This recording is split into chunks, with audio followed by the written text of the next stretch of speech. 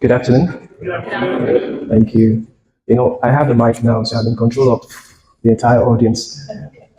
And I truly appreciate, okay, my slides are up. So I'm going to stay here and control my slides. I truly appreciate Tafuma for this opportunity and everyone that has contributed one way or the other to make sure that this event happens.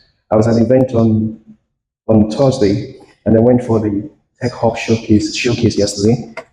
So click forward, right? Okay. I was at the showcase yesterday, and I saw what is happening in the entire ecosystem. I'm really encouraged by it. There's a growing consciousness amongst people, everyone in this hall, I'm guessing, as it concerns moving better, saving our environment. I want to assume that all of us are conscious of the fact that when you park your car at home and you come to the Union Station with a train, you're actually saving the environment for every 20 kilometers you travel with 198 kilograms of CO2 emission. I'm sure you're aware. Or maybe the only reason you do it is because you don't want to struggle with parking space.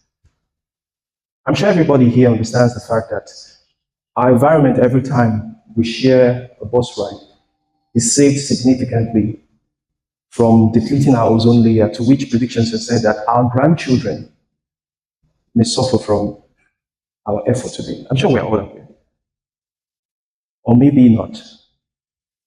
One of the things I keep on hearing people talk about is the Vision 2030 and how they want to have the environment safer for everyone. We talk about the future of mobility, and we tell people to use shared rides. But I struggle to understand whether we truly know the impact of what we're doing to our environment.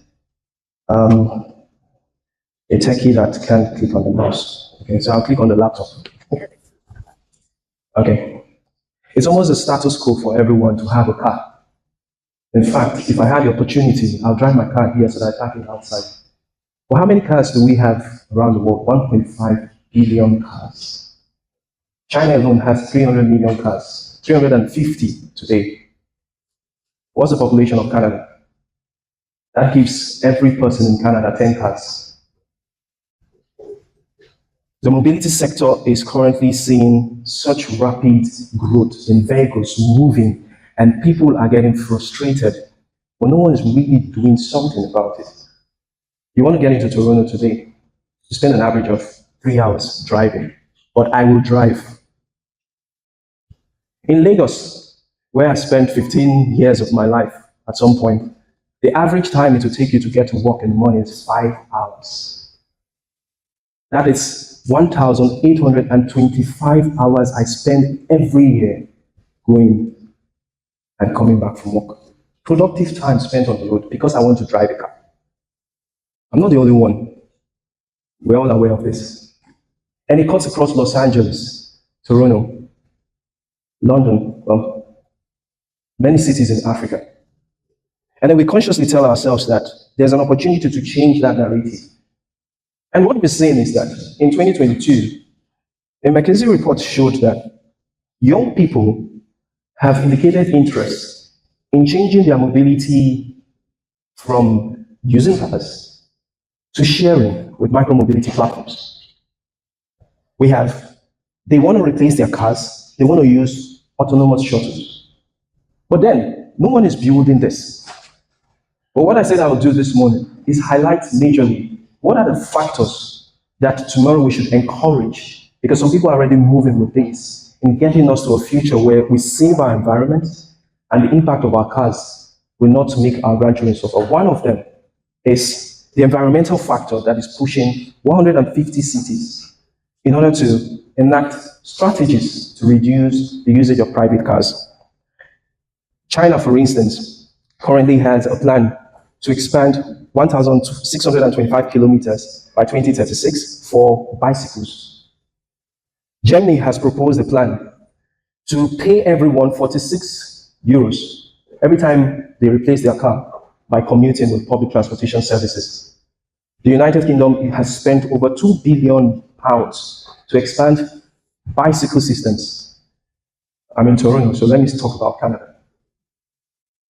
There's a goal to change the buses that people use to go to school, 5,000 of them, into zero-emission vehicles. And this plan is put in place over the next 6 years to get us to that particular zone where over 100,000 vehicles may leave the road within this period. I've been told that I have a very short time. The reason I speak slowly is so that it will sink in. So I'm going to have to rush at some point, and you pardon me. The shared mobility space currently has $1 trillion that it can generate. But when I talk about money, I don't like talking about just the money. I also like to talk about the good it does for the environment and its impact. And that is where I built a platform with my colleagues in Africa called Treepz, where we get employees of organizations to leave their cars at home in order to get on a shared mobility platform to commute from work to home, or get last mile delivery services available for people to commute daily. In the last couple of months, over 5 million people have used the service. Now, I want to give you a perspective of this. We've moved 5 million people. And that cuts across 4 countries: Nigeria, Ghana, Kenya, Uganda. But what is very important is 1.7 million of CO2 emission has been saved, because every time they leave their car at home and they share with someone else, for every 20 kilometers they travel, 198 kilograms is saved. I'm very proud of what my team has done, but it wouldn't have been successful without the Canada-African Partnership. Sunil Shamal, who is the former managing director of Texas, was an investor in Treepz, maybe one of the key investors that allowed us to foster our innovation. At the time he invested in us, we were only in Lagos. After their investment in us, we expanded to 16 cities and 4 countries. Efosa Bano, through the African Impact Initiative, has invested in over 50 startups from Africa. BKR has done something similar with Isaac and Liz. My encouragement to you today as leaders, as entrepreneurs, as people that are all gathered here to foster this Canada-African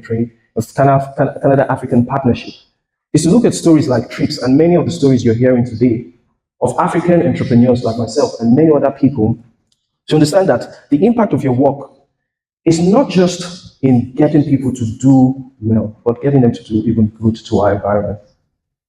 At Treepz, we'll continue to champion and foster innovation, technology, providing convenience, providing safer transportation services.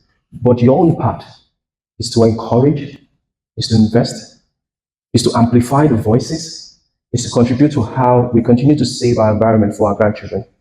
My time is up. I had so much more to say, but I guess you'll find a lot more about that in the conversations that happen. Thank you very much. Thank you. Thank you.